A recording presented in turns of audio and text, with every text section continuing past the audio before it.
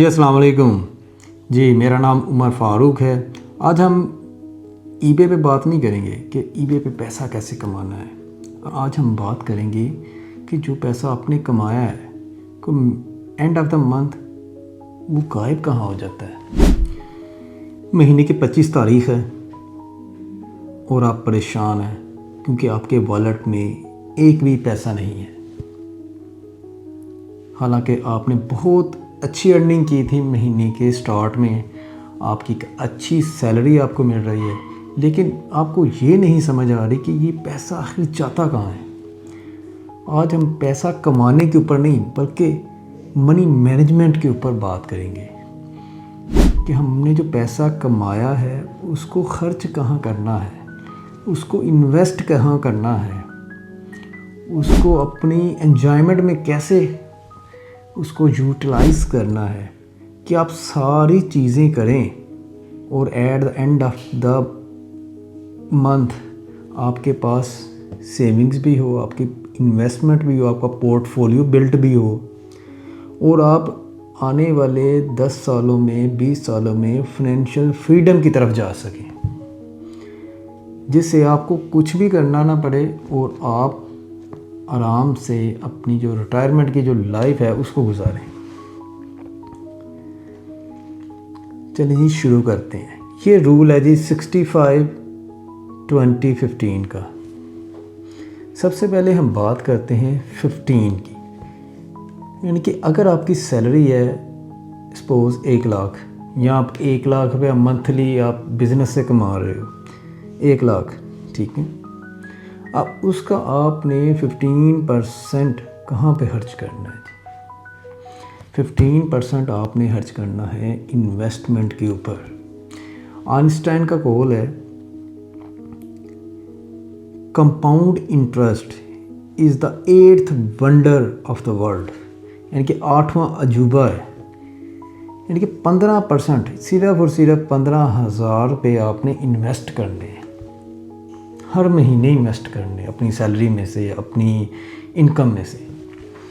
अब ये 15,000 से क्या होगा?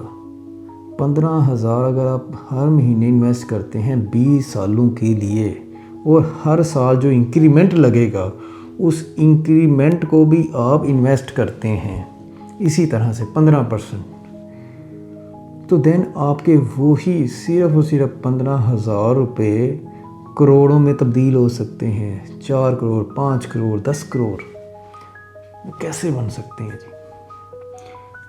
इसके ऊपर हम डिटेल्ड में एक वीडियो मैंने ऑलरेडी बनाई हुई है कि हम इसको इन्वेस्ट कहाँ कहाँ कर सकते हैं और कितने % हमें रेट ऑफ रिटर्न कैसे मिलेगा। ये एक डिटेल में मैं वीडियो बनाई हुई है और आने वाली वीडियोस भी आप इस पे देख सकते हैं जी। सबसे पहले आपके पास जो भी आपका बिज़नेस है उसको आपने ग्रो करना है, उसमें री इन्वेस्ट करते जाएं, या फिर आप अपना जो है पोर्टफोलियो स्टॉक्स में इन्वेस्ट कर सकते हैं, स्टॉक एक्सचेंज के अंदर इन्वेस्ट कर सकते हैं, of mutual funds, Islamic mutual, अच्छा इसमें यह है कि आपने ना इस्लामिक म्यूचुअल फंड में इन्वेस्ट करना है। ऐसे म्यूचुअल फंड्स जो इस्लाम के तहत अलो हैं, क्योंकि इस्लामिक म्यूचुअल फंड्स में KMI 30 में वो इन्वेस्ट करते हैं। स्टॉक एक्सचेंज के अंदर भी KMI 30 होता है। तो KMI 30 क्या है कि ऐसे स्टॉक्स जो इस्लामी असूलों के ऊपर काम कर रहे हैं, ऐसी कंपनीज़, बेसिकली तो स्टॉक्स तो है एक किसी कंपनी का, जैसे हम लकी सीमेंट की बात करते हैं वो सीमेंट का काम करते हैं, एग्रो फर्टिलाइज़र की बात करते हैं वो फर्टिलाइज़र का काम करते हैं। तो उन्होंने फिर आगे इन्वेस्टमेंट कहीं की होती है। फॉर एग्ज़ाम्पल एग्रो फर्टिलाइज़र, उसने भी आगे कहीं पे इन्वेस्टमेंट की है। अब उधर से उन्हें फ़िक्स्ड इंटरेस्ट भी आ रहा होगा, उनसे इस्लामिक पॉइंट ऑफ व्यू से जो प्रॉफिट है वो भी आ रहा होगा, ठीक है। तो उसका तकरीबन हम ये कह सकते हैं कि अगर 1 करोड़ पे एग्रो फर्टिलाइज़र सपोज़ कमाती है तो उसका 5% यानी कि 5 लाख, अगर उससे ये 5 लाख से ज़्यादा इनकम उसकी सूद से होगी तो KMI 30 से वो बाहर निकल जाएगी कंपनी। तो उसकी 5% की जो इनकम है उससे कम होनी चाहिए सूद की इनकम, देन वो जो KMI 30 में आएगी। तो इस तरह से जो टॉप की जो कंपनीज होती हैं उनके आप स्टॉक्स बाय कर सकते हो, खुद भी बाय कर सकते हो, या फिर आप अगर आपका एक्सपीरियंस नहीं है तो mutual fund, Islamic mutual funds में करेंगे।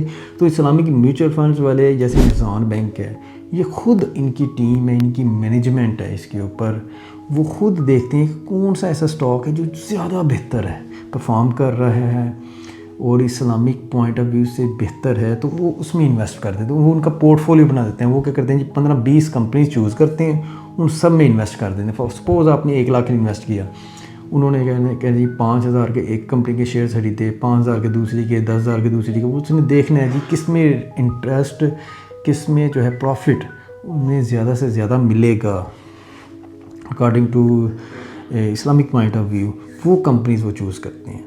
तो आप KMI 30 खुद भी इन्वेस्ट कर सकते हैं। आपने देखनी है कौन सी एक कंपनी जो है अच्छा परफॉर्म करेगी, लेकिन ये जो इन्वेस्टमेंट होगी ये होगी लॉन्ग टर्म बेसिस के लिए, ये शॉर्ट टर्म बेसिस के लिए नहीं होगी। ठीक हो गया। म्यूचुअल फंड्स जहाँ फिर आप कोई स्टार्टअप्स कर सकते हैं जी, या फिर किसी फ्रेंड्स के पास भी आप इन्वेस्टमेंट कर सकते हैं। लेकिन ये सारी चीज़ें हैं कि आपने कहीं ना कहीं इन्वेस्ट करना है, उसको फिर री इन्वेस्ट होने दें, उसको फिर कंपाउंड होने देना। ये नहीं करना कि आपने इन्वेस्ट किए हैं जो हर महीने उसमें से निकालते रहें, पैसे निकालते रहें, उसको री इन्वेस्ट करें। जब उसको री इन्वेस्ट करेंगे, वो कंपाउंड इफ़ेक्ट का जो पावर है ना, वो फिर आप देखेंगे कि आपके जो 10,000 हैं वो करोड़ रुपए बन गया। सबसे पहले आपने क्या करना है, अपनी जो इनकम है उसका जो 15% है वो निकाल के इन्वेस्ट कर देना है। अब नेक्स्ट आते हैं जी हम 65% के ऊपर। 65% आपने हर महीने अपनी जो नीड्स हैं उसके ऊपर खर्च करना है। नीड्स में क्या आएगा, नीड्स में आपकी आ जाएगी जैसे रेंट है घर का, रेंट के बाद अपने यूटिलिटी बिल्स आ गए, इलेक्ट्रिसिटी बिल आ गया, गैस का बिल है, पानी का बिल है, ये यूटिलिटीज़ हैं, इस पे आप खर्च करेंगे। फिर इसके बाद आप जो है आपकी जो स्कूल, बच्चों की स्कूल फ़ीस है वो आप पे करेंगे, या आपने कोई लोन लिया हुआ है उसको पे करेंगे। अब इसमें ये सारी जो चीज़ें हैं इसको आपने नोट डाउन करना है।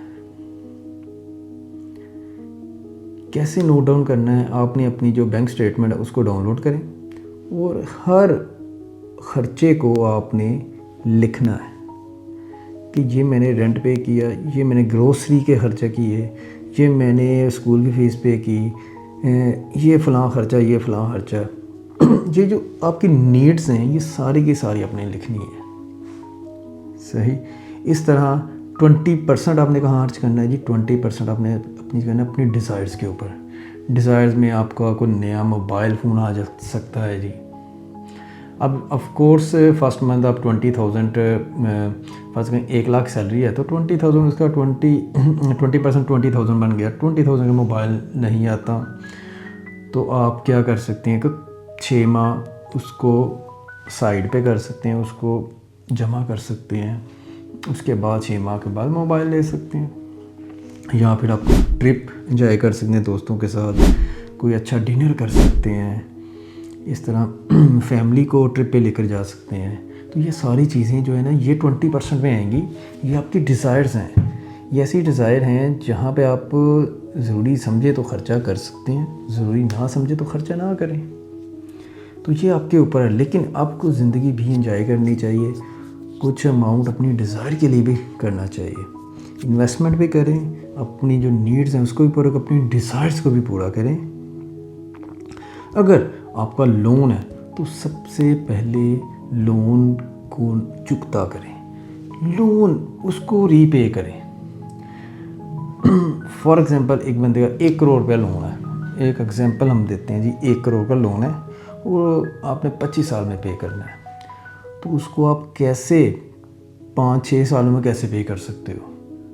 चलें जी, स्क्रीन पे आते हैं, वो मैं आपको दिखाता हूँ कि आप जो है ना लोन 1 करोड़ का लोन जो आपने पे करना था 25 साल में, वो 10% आप EMI जो उसकी जो किस्त है उसको इंक्रीज़ करें, हर साल 10% सिर्फ इंक्रीज़ कर दें, तो आप वही जो लोन की पेमेंट है आप सिर्फ उसे 6 से 7 साल में पूरा लोन पे कर देंगे, सिर्फ 10% इंक्रीज़ करने से। ये पावर होती है कंपाउंड इफ़ेक्ट की। चलिए जी, स्क्रीन पे आते हैं और देखते हैं ये कैसे वर्क करता है जी। ये 1 मिलियन का लोन है जो आपने 25 साल में पे करना है। आपने किस्तें लंबी करवाई हुई हैं 25 साल पे। अब इसका 15% यानी कि 1 साल में हमने पे करना है 1,50,000 इंटरेस्ट पे करना है, 40,000 इसकी हमने किस्त पे करनी है जी। EMI टोटल बनती है 1,90,000 यानी कि 40,000 प्रिंसिपल अमाउंट है, 1,50,000 रेंट है, इसका इंटरेस्ट है, टोटल अमाउंट 1,90,000 जी। क्लोजिंग बैलेंस इसका बनता है 1 साल बाद 9,60,000 रह गया जी। ठीक है जी। अब हम हर साल, अब ये देखिए 9,60,000 का हमने 15% पे किया, अब ये कम होता जा रहा है जी। ठीक है, 40,000 प्रिंसिपल है, 1,84,000 हमने पे किया। अब हम इस तरह नहीं पे करते, हम क्या करते हैं, हमारा रूल क्या है जी, हमने EMI यानी कि ये 1,90,000 है, इसका हमने 10% हर साल इंक्रीज़ करना है जी। अब हम इंक्रीज़ करते हैं जी 10%, ये बन गया जी 2,09,000। ये हमने हर साल इसका इंक्रीज़ किया। फिर 2,09,000 का मंथली करें तो ये 17,400 बनता है जी। अब हमने महीने की जो इसकी किस्त है ना वो पे करनी है 17,400। अब हम क्या करते हैं कि अगले साल इसका 10% इंक्रीज़ कर देते हैं, 19,000 हो गया। फिर अगले साल फिर 10% इंक्रीज़, 21,000 रुपये। सिर्फ 10% अगर हम इंक्रीज़ करते हैं EMI, तो ये सोचें कि ये पेमेंट कितने सालों में हो गई है, 6.5 सालों में समझ लें कि 49,000 रह गया। हमने हर साल सिर्फ और सिर्फ 2,000 रुपया 3,000 इंक्रीज़ किया है जस्ट 1 मंथ में। तो उसकी पावर देखें कंपाउंड इफ़ेक्ट की, कि उसने 25 साल का जो लोन है वो 7वें साल 100% पे आउट कर दिया है। तो ये पावर होती है जी कंपाउंड इफ़ेक्ट की। इसी तरह इन्वेस्टमेंट की भी अगर हम बात करें तो इन्वेस्टमेंट भी इसी तरह बढ़ती है।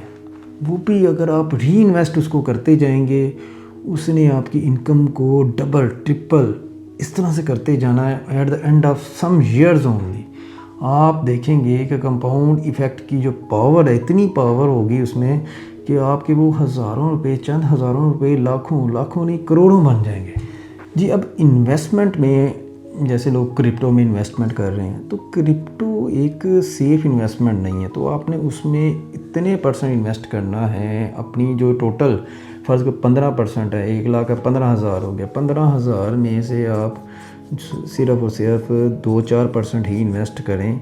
मैं तो कहूँगा कि उसमें इन्वेस्टमेंट ना ही करें।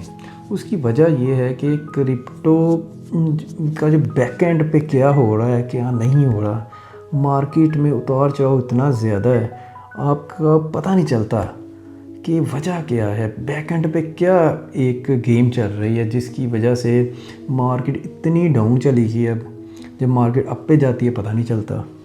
तो इसमें बहुत ज़्यादा उतार चढ़ाव हो, तो अपनी इन्वेस्टमेंट बहुत अगर करनी भी है तो बहुत कम करनी है। आपने अपना कोई 5% इन्वेस्ट कर लें, अपनी जो इन्वेस्टमेंट की जो अमाउंट है 5% ओनली, इससे ज़्यादा नहीं करनी, क्योंकि ये मार्केट से बहुत ज़्यादा जो है ना इसमें चेंजिंग बहुत ज़्यादा है और पता ही नहीं है। अब स्टॉक्स की अगर बात करें हम, तो स्टॉक्स का कम अज़ कम हमें कंपनीज़ का तो पता होता है ना कि बैक एंड पे कंपनी अच्छा परफॉर्म कर रही है, स्टॉक्स इंक्रीज़ कर रहे हैं। हाँ, इसमें मार्केट का उतार चढ़ाव होता है, जैसे अभी ईरान की और जो है इसराइल की, अमेरिका की जंग चल रही है, इसकी वजह से स्टॉक्स हमारे इनकी जो शेयर्स की प्राइस है कम हुई है। तो अब इसमें घबराने की ज़रूरत नहीं है, वेट करें, वेट करें लॉन्ग टर्म के लिए। आपने जो भी इन्वेस्ट करना है लॉन्ग टर्म के लिए करना होता है, तो कभी भी ऐसे ही इन्वेस्ट नहीं करना आपने। या फिर आप कोई भी बिज़नेस कर लें, आप उसको उसमें री इन्वेस्ट करते जाएं अपने बिज़नेस में, तो उससे भी आपकी जो वर्थ है। देखिए जो बिजनेसमैन होता है ना, उसका देखेंगे ना, उसके पास जो पैसे हैं वो रुकते नहीं हैं वो, क्योंकि उसका जो बैंक बैलेंस है वो ज़ीरो ही रहता है हमेशा। वो इस वजह से कि वो अपने पैसे जो है सारे के सारे इन्वेस्ट करता जाता है। तो लेकिन जो सैलरी पर्सन है उसके पास पैसे पड़े रहते हैं, वो कहीं पे इन्वेस्ट ही नहीं करता। वो होता ये है कि वो जो पेमेंट है वो कोई दोस्तों में चली जाती है, कभी कोई मांग लेता है, कभी कोई मांग लेता है, वो ऐसे ही कहीं ना कहीं बस जो है स्पेंड हो जाती है। तो बेहतर है कि जो है ना आप एक प्लान करें, यानी कि 65% अपनी ज़रूरतों पे खर्च कर दिया। अब बात आती है जी 20% की। 20% आपने अपनी डिज़ायर्स पे खर्च कर लिया और 15% आपने इन्वेस्ट कर लिया। अब आपने जो है ना एक अपना सबसे पहले इमरजेंसी फ़ंड एक बनाना है लास्ट में। इमरजेंसी फ़ंड क्या होता है जी, आपने 3 to 6 मंथ्स के लिए कोई ऐसी अमाउंट आपने हर महीने 2-4 हज़ार, 5 हज़ार, 10 हज़ार, जितनी भी आप कर सकते हैं, तो आपने अपनी जो इन्वेस्टमेंट का जो पार्ट है, या फिर आप अपनी जो 20% वाली जो डिज़ायर्स का पार्ट है उधर में से कुछ ही निकाल लें, कुछ उधर से निकाल के अपने एक इमरजेंसी फ़ंड बनाना है, ताकि किसी के आगे आपको हाथ ना फैलाना पड़े। कभी भी इंसान के ऊपर कभी भी परेशानी आ जाती है, कोई इमरजेंसी हो जाती है, कोई हेल्थ का कोई इशू बन जाता है, तो जैसे हेल्थ इंश्योरेंस वगैरह लोग करवाते हैं, लेकिन मैं रिकमेंड नहीं करता एज ए मुस्लिम। तो क्योंकि इसमें क्या होता है, हेल्थ इंश्योरेंस के अंदर आपको कोई अश्योरिटी नहीं होती आप कि अगर सेहत ख़राब होती है देन आपको पैसे मिलते हैं, अगर आपकी जो है वो डैमेज गाड़ी हो जाती है देन आपको पैसे मिलते हैं, अगर वो बंदा एक्सपायर हो जाता है देन पैसे मिलते हैं। तो एज ए मुस्लिम इस्लाम में इस चीज़ की इजाज़त नहीं है, ना हमने सूद की तरफ जाना है, ना ऐसी चीज़ें करनी हैं जो हमें कल को नुकसान दे। तो बेहतर है कि आप एक इमरजेंसी फ़ंड बना लें, तो उसको आप यूज़ करें। तो thank you so much for watching. आपको वीडियो ये अच्छी लगी हो तो आप ज़रूर शेयर कीजिएगा दोस्तों में।